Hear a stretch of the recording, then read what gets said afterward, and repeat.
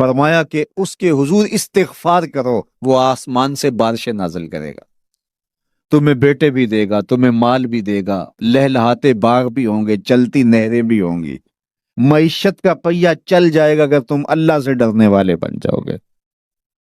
تو آج ہم کہتے ہیں یہ ہو فلاں ماہر اور فلاں شخص ہو تو پھر ہماری معیشت بہتر ہو سکتی ہے۔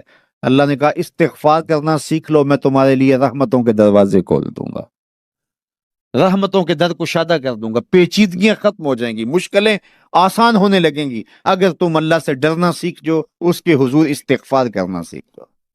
اور اگر تم ایسا نہیں کرو گے تو تمہارے اوپر نیچے سے عذاب نازل ہوگا۔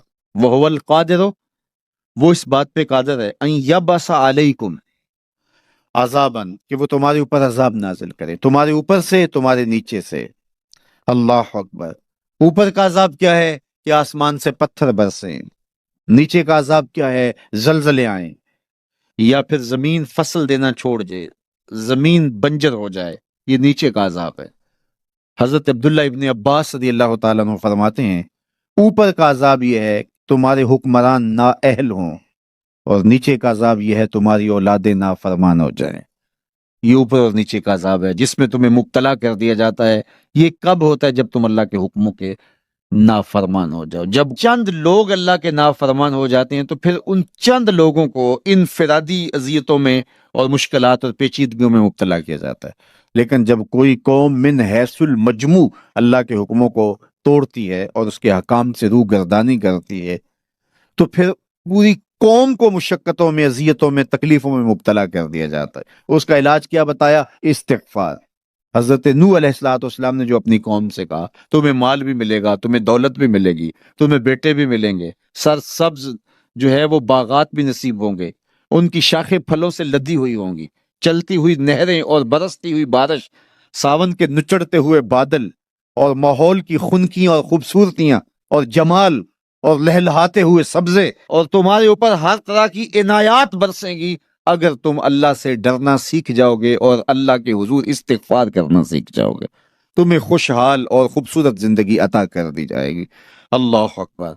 لیکن اگر تم ایسا نہیں کرو گے تو تمہاری معیشت تنگ کر دی جائے گی۔ استغفار کریں، تقوی کے خوگر ہو جائیں، شکر کرنے کی عادت ڈالیں۔ جو شکر کرتے ہیں اللہ تعالیٰ ان کو اور زیادہ عطا فرماتا ہے، دنیا میں بھی اور آخرت میں بھی۔ اس طرح دوسروں کی پریشانیاں دور کریں، اللہ آپ کی پریشانیاں دور کرے گا۔ بانٹنے کا مزاج پیدا کریں، آپ کے پاس جو بھی ہے بانٹ دیں، علم ہے تو بانٹیں، خوشیاں ہیں تو بانٹیں، آپ کے پاس دولت ہے تو لوگوں کے دکھ اس دولت سے دور کرنے کی کوشش کریں۔ جب آپ بانٹنا شروع کر دیں گے تو آپ کا رب آپ کو عطا کرنا شروع کر دے گا۔ یہ بات ہو نہیں سکتی کہ انسان کی زندگی میں مشکل نہ ہو۔ جب انسان کو پیدا کیا گیا تھا، اس کا خمیر گویا گیا تھا، تو 39 دن تک اس کے خمیر پر مٹی جو گوندی گئی تھی انسان بنانے کے لیے، اس پر 39 دن دکھوں کی بارش ہوئی تھی اور ایک دن خوشیوں کا می برسا تھا۔ تو انسان کی زندگی میں خوشیاں اور غم اس تناسب سے ہیں۔ لَقَدْ خَلَقْنَا الْإِنسَانَ فِي كَبَدٍ، انسان کی زندگی مشقتوں کا مجموعہ ہے، حالات کی تلخیوں کے سے مقابلہ کرنا پڑتا ہے۔ لیکن حالات مشکل ہو جائیں تو ان سے نکلنے کا راستہ کیا ہے؟ تو سنیے قرآن کیا کہتا ہے، وَمَن يَتَّقِ اللَّهَ يَجْعَلْ لَهُ مَخْرَجًا وَيَرْزُقْهُ مِنْ حَيْثُ لَا يَحْتَسِبُ، جو اللہ سے ڈرنے لگ جاتا ہے، تقوی اختیار کر لیتا ہے، تو پھر اللہ تعالیٰ جل شانہ اس کے لیے مخرج پیدا کر دیتا ہے، یعنی اس مصیبت سے نکلنے کے اللہ راستے دیتا ہے۔ یہ اس شخص کا مقصوم ہے جو اللہ سے ڈرتا ہے۔ اس پر مشکلات اس پہ بھی آتی ہیں، یہ نہیں کہ اس پہ مشکلات نہیں آتی، زندگی کی مشکلات کا وہ بھی شکار ہوتا ہے، لیکن جو ہی مشکلات آتی ہیں ان مشکلات سے نکلنے کا اللہ اسے راستہ بھی عطا کر دیتا ہے۔ اور دوسری بات، وَيَرْزُقْهُ مِنْ حَيْثُ لَا يَحْتَسِبُ، اللہ اس کو وہاں سے رزق دیتا ہے جہاں سے اسے گمان بھی نہیں ہوتا، وہاں سے رزق دے دیتا ہے۔ بندہ تو یہ کہتا نا کہ مجھے یہاں سے ملے گا، یہاں سے، ایک بندے کی منصوبہ بندی ہے، لیکن جو اللہ سے ڈرنے والا ہوگا اللہ اس کو وہاں سے رزق دے گا جہاں اسے گمان بھی نہیں ہوگا، خیال بھی نہیں ہوگا کہ یہ راستہ بھی حصول رزق کا ہو سکتا ہے۔ تو یہ میرے رب کا وعدہ ہے اور میرے رب کے وعدے سچے ہیں۔ تو جب تم اللہ سے ڈرنے لگو گے تو یہ تخت و تاج، یہ دنیا کی عزتیں، یہ تمہارے قدموں میں ہوں گی۔ اس سے ڈرنے کا نتیجہ ہے جو تمہارا رب تمہیں عطا فرمائے گا۔ حضرت عمر رضی اللہ تعالیٰ عنہ کی خدمت میں ایک شخص آیا، اس نے کہا میرے ہاں اولاد نہیں ہے، تو آپ نے کہا استغفار پڑھا کرو۔ ایک دوسرا شخص آیا کہ صاحب بارشیں نہیں ہوتی، فرمایا استغفار پڑھا کرو۔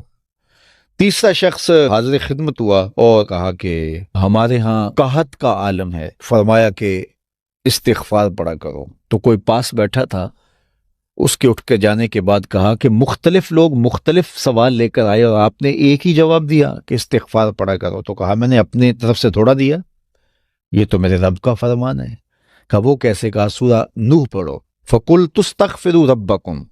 حضرت نوح علیہ السلام نے اپنی قوم سے کہا کہ اپنے رب کے حضور استغفار کیا کرو، انہو کان غفارا۔ اس کا نتیجہ کیا ہے؟ جب تم استغفار کرو گے تو وہ تمہارے گناہ بخش دے گا۔ ایک تو فائدہ اس کا یہ ہوگا، وَيُرْسِلِ السَّمَاءَ عَلَيْكُمْ مِدْرَارًا، آسمان سے موسلادھار بارشیں بھی برسیں گی، وَيُمْدِدْكُمْ بِأَمْوَالٍ وَبَنِينَ، اور اللہ تمہیں استغفار کی برکت سے مالا مال بھی کر دے گا، وَبَنِينَ، اور تمہیں بیٹے بھی عطا کرے گا، وَيَجْعَلْ لَكُمْ جَنَّاتٍ وَيَجْعَلْ لَكُمْ أَنْهَارًا، تمہیں باغ بھی عطا کرے گا اور تمہیں چلتی ہوئی نہریں بھی عطا فرمائے گا۔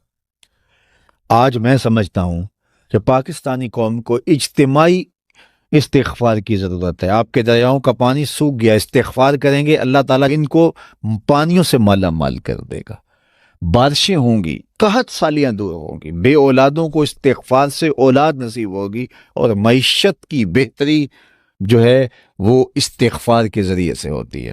تو یہ 5 چیزیں بیان فرمائیں، تو استغفار سے خوشحال زندگی کا تصور ابھرتا ہے۔